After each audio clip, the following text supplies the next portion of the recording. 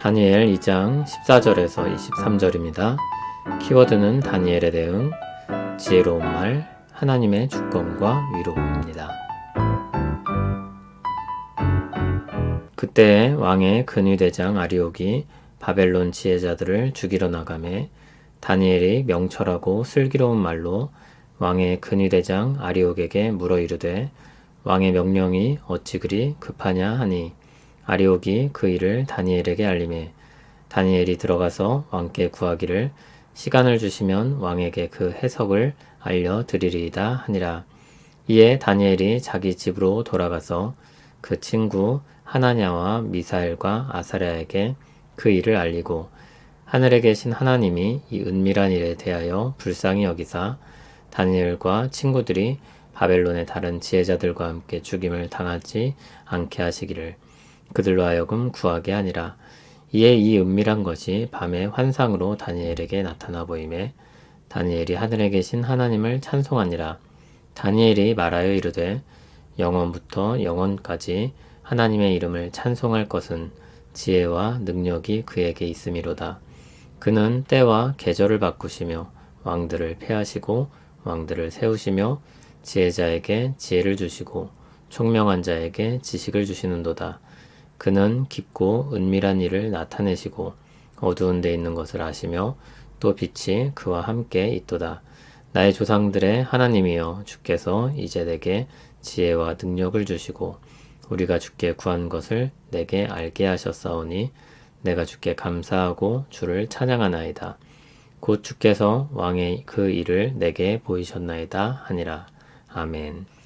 느부갓네살 왕의 무리한 요구로 인해 바벨론의 모든 지혜자들이 죽음의 위협을 받습니다.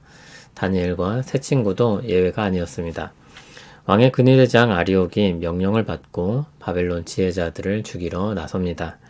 그때 다니엘이 근위대장을 붙잡았습니다. 명철하고 슬기로운 말로 말했다고 했습니다. 근위대장의 마음을 불편하게 하지 않으면서 왕의 심기까지 고려하여 수긍할 수 있도록 말한 것입니다. 사람의 마음을 헤아리는 지혜로운 말입니다. 급한 불을 끈 다니엘은 왕에게 나아가 시간을 달라고 요청합니다.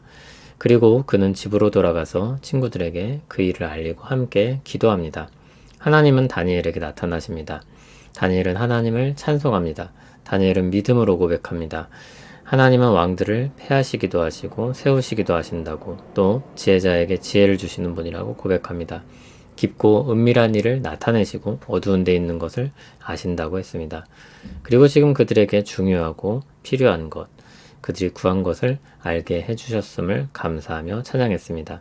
하나님이 왕의 꿈과 해석을 알려주신 것입니다.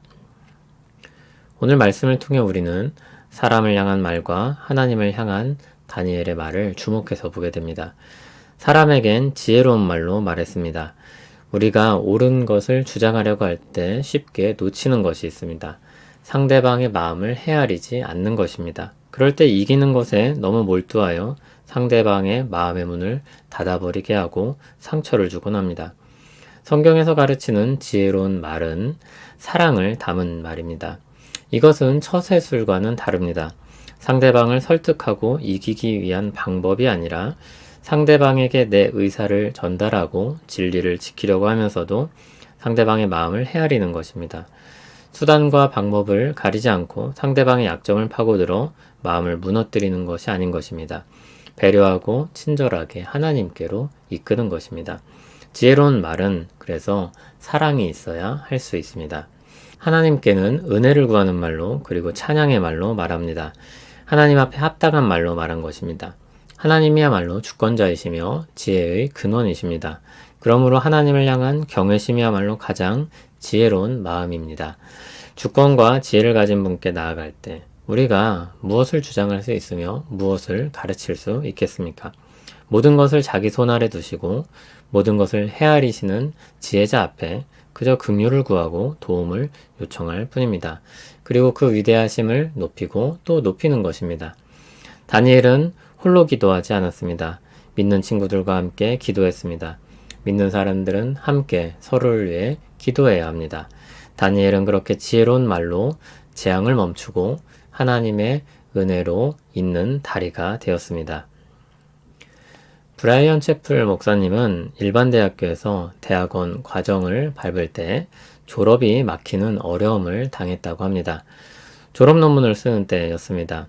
뇌가 정보를 받아들이는 방식에 대해 연구를 했는데 이전 연구자들은 모두 진리가 상대적이고 주관적이라는 가정을 전제로 연구했습니다. 당연히 선과 악을 결정하는 근거도 없다고 믿었습니다. 그러나 브라이언 채플 목사님은 이와 관련된 연구에서 얼마든지 객관적인 진리를 알 수 있고 공유할 수 있다는 것을 증명하려고 애썼습니다. 그런데 이러한 입장을 알게 된 논문 심사 담당 교수가 공공연히 그를 졸업시키지 않겠다고 말하고 다녔습니다. 그동안 해온 시간과 비용과 공부, 그리고 함께했던 가족들의 희생까지도 물거품이 될 수 있었습니다. 논리적으로 탄탄한 대답을 제시하기 위해 연구하고 또 연구했습니다. 그를 다듬고 또 다듬었습니다. 도움이 될 만한 사람들을 찾아갔습니다. 다른 교수들과 면담을 하고 도움을 요청했습니다. 그런데 어느 순간 그가 기도하지 않았다는 것을 깨닫습니다. 물론 순간순간 도와달라고 기도했지만 정말 집중하고 엎드려 기도한 적은 없었습니다. 그는 하나님께 진지하게 기도합니다. 논문 심사 날이 되었습니다. 논문이 통과되지 않고 거부될 수 있었지만 입장을 바꾸지는 않기로 했습니다. 가장 권위 있는 교수가 먼저 질문을 했습니다. 브라이언 채플은 나름의 대답을 합니다. 그런데 그 노 교수가 그의 대답을 그대로 수긍했습니다. 그때 다른 심사위원들은 눈이 동그랗게 되었습니다. 그리고 그를 거스를 수 없었습니다. 5분 만에 논문 심사는 끝이 났습니다. 항상 하나님께서 이와 같은 방식으로 일하시지 않을 수도 있습니다. 그러나 하나님이 주권자이시며 지혜의 근원이라는 사실을 교회 역사는 내내 우리에게 증거해주고 있습니다. 그리고 하나님 자신이 자신의 말씀으로 오늘 우리에게 말씀하십니다. 그 말씀을 듣고 힘과 위로를 얻길 바랍니다. 온 세상의 주권자이시며 지혜의 근원이신 하나님을 찬송합니다. 막막한 현실 앞에서도 그 주권과 지혜를 붙잡고 하나님의 은혜 베풀어 주시기를 간구합니다. 우리의 매일이 주께 속했습니다. 주님의 백성들을 돌보아 주시옵소서. 예수님 이름으로 기도합니다. 아멘.